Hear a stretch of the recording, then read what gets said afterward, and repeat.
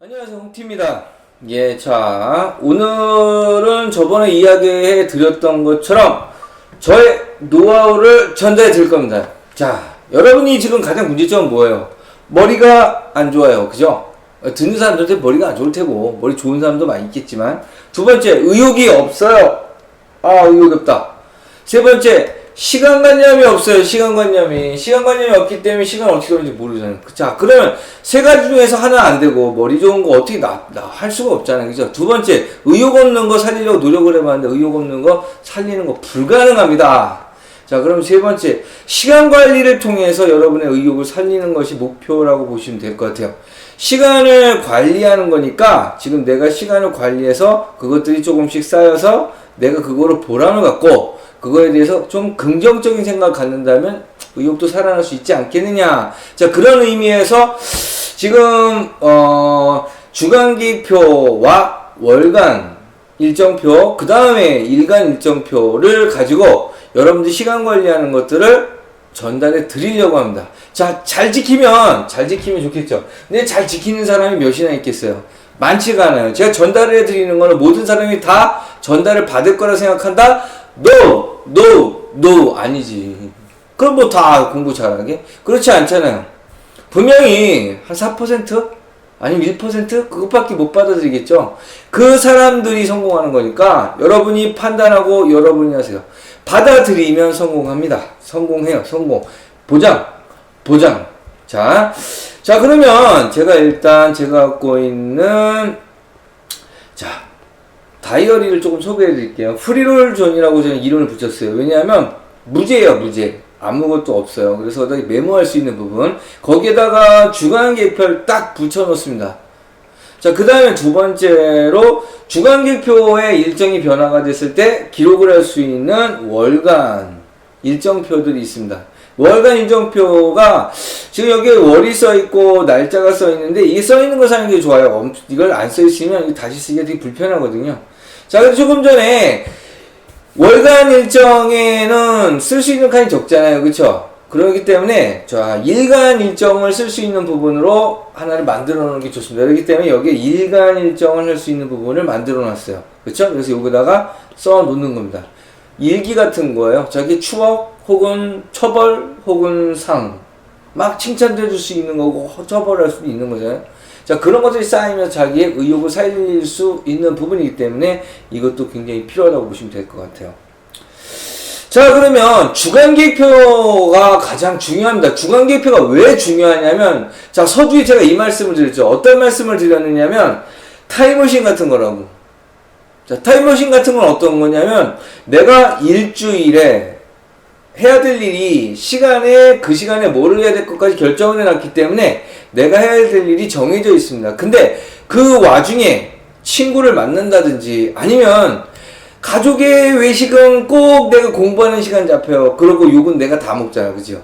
그것처럼 내가 외식을 해야 되겠어. 그러면은 그 외식을 하는 게 당장 가는 것도 있겠지만 대부분 한 며칠 전에 그런 일들이 있잖아요. 그러니까 그것들이 있을 시간에 제가 공부를 못하기 때문에 그 공부하는 시간들을 어떻게 옮길 것이냐. 그러면서 내가 그 일정을 다 끝냈을 때 데미지가 없게 어떻게 진행할 것이냐. 이런 것들이 다 적혀 있고 계획에다 정해놓고 그 다음에 이동을 시키는 거. 타임머신이 하는 역할과 똑같다는 거죠. 그래서 그런 부분을 여러분들이 익숙하게 그리고 정교하게 그리고 깔끔하게 딱 정리한다면 그거로서 좋겠다 이런 겁니다. 그래서 그걸 전달할 겁니다. 자, 그러면 우선 주간계획표를 한번 만들어 보고 싶어요. 주간계획표를 만들어 볼 건데, 자, 우선 먼저 주간계획표에 제 걸 먼저 보여드릴 거고요. 자, 제 거는 뭐 공백들이 좀 많이 있어요. 좀 널널해요. 그죠? 널널해요. 자, 근데 여기서 자, 다른 걸 보여드릴게요. 일반적으로 여기 지금 바쁘게 사는 친구예요, 이 친구. 근데 일반적으로 여기에 쭉 이렇게 써내려 갑니다. 자, 그거하고 비교 하나 해볼게요. 두 번째, 써내려 갑니다. 이거는 조금 제가 수정을 해준 부분도 있긴 한데, 근데 지금 처음에 이거보다 더 했거든요.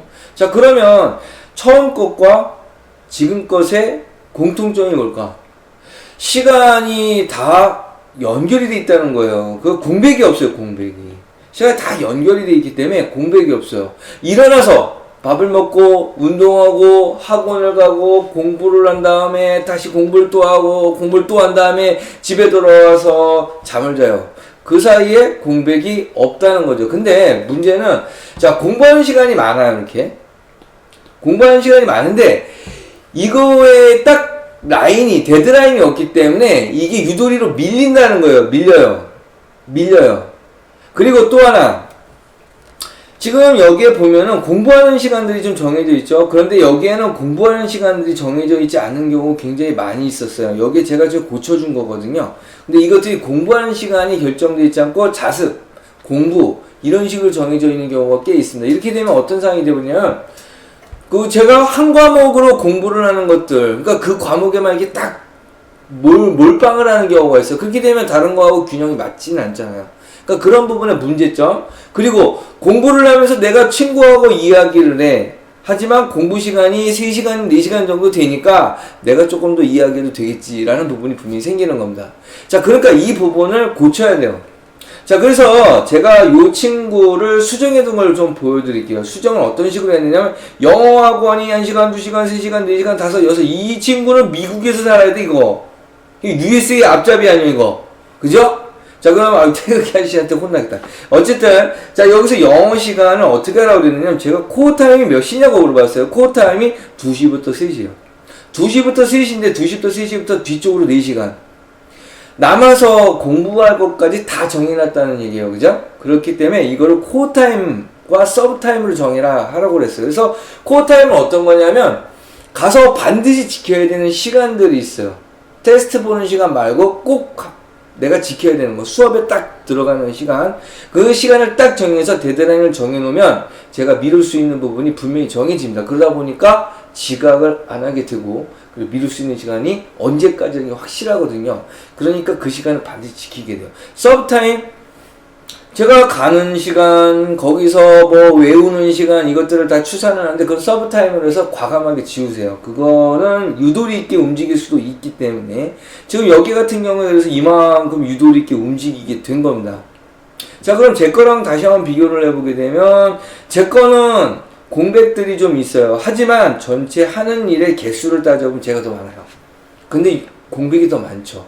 자, 그러니까 빡빡하게 시간을 정하기보다는 약간 느슨하게 시간을 정하되 데드라인, 서브 시간을 없애고 코어 타임만 정확하게 나타내는 겁니다. 그러면서 우리가 해야 될 일을 정확하게 표현을 하겠다 이런 얘기가 되는 거죠. 자, 그러면 지금 주간 계획표를 먼저 짜는데 가장 중요한 거, 시간이 다 연결되지 않도록 어떻게 짜라. 딱 코어 타임과 서브 타임을 정해서 코어 타임으로 데드라인을 딱딱딱 정해놔라. 그렇게 되면 내가 미룰 수 있는 시간에 데드라인이 정해지기 때문에 지각을 하지 않거나 내가 반드시 이 시간을 지켜야 된다라는 계획은 세워지게 됩니다. 자, 두 번째 어떤 거를 볼 거냐면요. 공부하는 시간이 있어요. 그 공부하는 시간에 순서가 있게 되는데 이 친구 보면 수업을 받았으면 그 다음날 수학 숙제를 해요. 왜냐하면 숙제는 복습 개념이요. 그렇기 때문에 머릿속에 남아있는 시간을 반드시 지켜주는 거.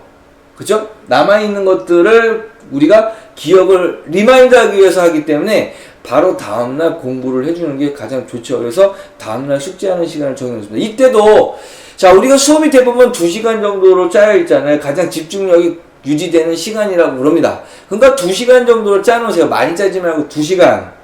자, 2시간 동안 다 못하죠? 그러면은 해야 될 시간들을 다음에 일정에 정해주시면 됩니다. 그래서 2시간, 자, 2시간 정도로 잘 짜놓으시고요. 그 다음에 공백으로 내버려 두시고, 그 일을 못하면 과감하게 넘기시는 거예요. 과감하게 넘기고, 그 못한 것들을 내가 정할 수 있는, 그러니까 다시 할 수 있는 시간들을 정해주는 것들을 잊지 않도록 하는 겁니다. 자, 그래서 주간 계획표를 짤 때 어떻게 하라고 그랬죠? 제가 첫 번째, 서브타임, 코어타임 정확하게 해서 코어타임 데드라인을 정해라. 두 번째, 수업을 들었으면 그 다음날 숙제하는 시간을 정해라. 2시간 단위로 정해주는 게 좋습니다. 너무 너무 빡빡하게, 너무 지키지도 못할 일을 만들어 놓지 말고 정하라고 했던 겁니다. 그쵸? 자, 그러면 다음번 세 번째 시간. 세 번째 팁입니다. 두 번째 벌써 팁 벌써 두 개나 드렸어요. 세 번째. 잘 적고, 잘 따라하고, 기대하는 거, 1%밖에 기대 안 한다는 거 명심하세요. 당신이 1% 돼야 돼. 안 그러면 망하는 거니까. 자, 그런 다음에 우리가 정해야 될 건 어떤 거냐면요. 자, 다시 한번 제 거를 보여드릴 건데, 자, 프리롤 존에는 어떤 게 있느냐면, 자, 프리롤 존에는 요렇게 주간 계획이 적혀지게 됩니다. 근데 우리가 이런 거 있잖아요. 방학에서 학사 일정으로 들어가게 되면 또 일정이 바뀌잖아요. 그러면은 요렇게 이 주간 계획을 다시 세워야 됩니다. 그러면서 앞에 거는 그대로 두고 다시 붙이는 거죠. 그렇게 되면 이거의 장점이 뭐냐면요. 뭔가 한 것 같아요. 변한 것 같고 익숙해지면서 조금 더 뭔가 계속 쌓여가는 느낌이 들어오기 때문에 그런 부분 때문에 좀 보람감을 느낄 수 있다는 장점이 있습니다. 자, 그러면 이것들을 만드는데 어떤 문제점이 있을까요? 좀 귀찮을 수 있잖아요. 그렇죠? 귀찮을 수 있기 때문에 자, 여러분들은 학교를 다니기 때문에 거기에 고정될 수 있는 것들을 좀 만드는 게 좋아요. 어떤 거냐면 이런 거죠. 자, 밥 먹는 시간은 12시부터 1시. 석식 있잖아요. 4시부터 5시. 이렇게 고정해 놓게 되면은 여러분들이 학사 일정에 들어가면서도 시간표를 정할 때 어느 정도 딱딱딱 윤곽이 약간 드러나게 돼요. 자, 그리고 4시 이후에 다 밥을 먹고 5시 이후에는 그대로 갈 수 있기 때문에 계속 유지는 시킬 수 있거든요. 그래서 그렇게 된다는 거죠. 자, 그래서 밥 먹는 시간 점심 12시부터 1시. 그 다음에 저녁 이 친구는 여기 4시부터 5시 사이에 만들어 놓는 겁니다. 그렇게 해 놓으면은 좀 유도리 있게 쓸 수 있게 되는 거죠. 자, 그 다음에 지금 우리가 하는 거에서 여러분 머리 안 좋고 의욕 안 좋잖아요. 그러면 머리가 안 좋으면 뭐라도 이게 노력이 돼야 돼. 그럼 노력이 되려면 어떻게 해야 돼? 자, 복습이 굉장히 중요하다고 그랬죠. 그래서 공부한 날, 그러니까 수업을 받은 날 다음날 숙제한다고 그랬잖아요. 그 이유는 복습 개념이니까. 그거와 마찬가지로 여기처럼 노트를 복습하는 시간들을 많이 돼요. 이 친구는 제가 하도 닥달을 하고 협박을 했기 때문에 다 수학이지만, 자, 이 친구 화학을 했잖아요. 우리 물리 했잖아요. 우리 화학 물리가 있으면 화학 두 번째 있는 다음날, 요 날은 화학 노트 점검, 물리 두 번 다음날 물리 노트 점검, 이렇게 하는 게 좋겠죠? 수학 노트는 월수금 이런 식으로 격으로 띄워놓는 것도 나쁘지 않습니다. 일주일에 한 3번 정도를 점검하는 시간을 가져서 30분 내지 1시간 정도 갖게 되면은 복습이 굉장히 좋아요. 그리고 오래 가요. 굉장히 오래 가요. 그거 잘 기억하시고 잘 팁으로 정해주시면 됩니다. 자, 그러면 이런 거 있어요, 사실. 이거 참 국어사님한테 뭐 돌맞은 일인데, 매일 조금씩 쪽지문을 푸는 사람들이 있는데 사실 이게 도움이 될까요? 쪽지문이 도움이 되진 않아요. 여러분이 공부하는 데서 쪽지문이 도움이 되는 걸 제가 별로 본 적이 없거든요. 그러니까 책을 길게 읽어야 된다는 얘기예요. 책을 길게. 그러니까 국어를 주말에 3시간 정도 길게 잡는 거죠. 3시간 정도 길게 잡고 그거를 끼워 넣습니다. 아침에 일어나서 대략 밥 먹기 전에 3시간이라든지 밥 먹은 바로 직후에 3시간 정도 가장 좋은데, 그렇게 되면 책을 읽고 생각할 수 있는 시간을 충분히 갖는 거. 책을 3시간 읽으라는 게 아니지. 절대로 안 읽겠지. 다 한다니까. 그게 아니고 책을 읽고 약간 정리하는 시간, 생각할 수 있는 시간, 좀 메모할 수 있는 시간을 가져라. 그러면은 대략 한 책을 읽는 시간은 1시간 정도, 2시간은 좀 막 찾아보기도 하고, 자, 기억을 높이는 시간으로 하는 것도 좋다는 겁니다. 자, 그럼 팁 하나 또 들어왔죠. 국어 시간은 3시간 정도, 책 읽는 시간을 반드시 가져라. 자, 책을 읽을 시간이 없다고 투덜투덜 되면서 1학년이 2학년이 되고 2학년이 3학년이 되고 3학년이 몰려서 결국엔 책 안 읽고 쪽지문만 풀다가 국어 망하는 겁니다. 그러니까 지금 당장 읽으세요. 당장. 시간 분명히 나온다고. 그러니까 그걸 쪽지문 같은 거를 읽지 말고 큰 거를 읽도록 하는 게 맞습니다. 자, 그러면 지금 이런 식으로 우리가 정해요. 코어 타임, 서브 타임, 그럼 이렇게 아까 없었던 뭐가 생깁니까? 아까는 하나도 없었잖아요. 근데 지금 공백들이 생겨요. 그죠? 자, 그 다음에 자, 그러면 내가 세운 그 일정표, 주간계획표는 절대적인 거냐, 절대적인 게 아니에요. 그쵸? 그러니까 세우고 유도리를 갖게 되는 거. 그 다음에 그게 안착될 때까지 대략 2주 정도 걸린다고 봐요. 자, 그러면 주간계획표를 세울 때 가장 중요한 거. 수정할 생각을 하시라는 거예요. 먼저 세우고 그거를 널널하게 세운다. 우선은 좀 널널하게 세워요. 널널하게 세운 다음에 일주일을 돌아가면서 내가 조금 더 할 수 있겠구나 라고 하면 조금 더 메꾸세요. 그리고 다음 주 한 바퀴 돌면서 조금 더 할 수 있겠구나 그럼 조금 넣어요. 2번만 해야 돼. 계속 넣으면 그냥 죽어. 잘 못하는 거잖아. 그러니까 이거는 그렇게 하면 안 된다는 얘기지. 그러니까 죽지 말고 살아남읍시다. 그러니까 한 2번 정도 추가를 해주는 게 좋습니다. 그러면서 안착을 시키면서 내가 주간계획표를 픽스를 시키는 거죠. 자, 그럼 주간계획표를 세우는 방법에 대해서 여러분들한테 이야기를 해드렸어요. 자, 그러면 여기서 중요한 거는 자, 월요일 2시부터 3시는 영어 반드시 하게 돼 있고, 월요일 10시부터 12시까지, 10시부터 12시까지, 10시 반까지 수학 공부, 숙제를 하게 돼 있고요. 11시 30분부터 12시까지는 영어 단어를 외우게 돼 있습니다. 무슨 요일, 몇 시는 무슨 과목의 공부를 정확하게 하겠다라는 걸 정해 놓게 되면 내가 게으름으로 미루거나 이거는 안 해도 돼 이러거나 혹은 완전히 피를 받아서 그걸로 몽땅 도배를 해버리는 그런 일들은 피할 수 있겠다라는 겁니다. 자, 그리고 가장 중요한 거는 무리하게 잡지 않는 거예요. 무리하게 안 잡는다고 해서 너무 느슨하게 잡는 것이 아니기 때문에 2번의 수정 기간을 거쳐서 조금씩 늘려서 픽스를 시키는 거. 그게 바로 노하우입니다.